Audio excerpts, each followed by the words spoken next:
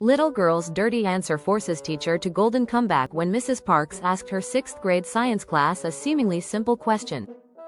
No one could have predicted the hilarious misunderstanding that would unfold.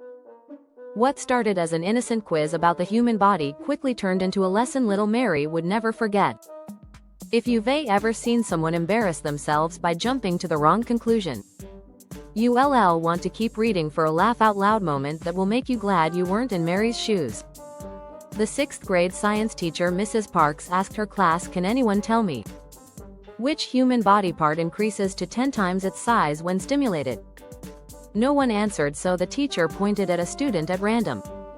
Little Mary protests the dirty question. Little Mary stood up, crossed her arms, and said, "You should not be asking 6th graders dirty questions like that. I am going to tell my parents, and they will go and tell the principal, and then he'll fire you." Mrs. Parks ignored her and asked the question again. "Let's try that again.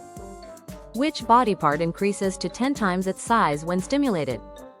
Little Mary's mouth fell open. She pointed at her teacher and yelled, "You gonna get in big trouble." The teacher continued to ignore her and said to the class, "Anybody?"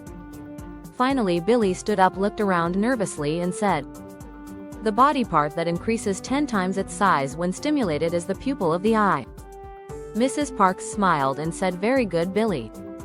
She turned to Mary and continued, "As for you, young lady, I have 3 things to say. 1, you have a dirty mind. 2, you didn't read your homework. And 3, one day you are going to be very, very disappointed." Share if you laughed.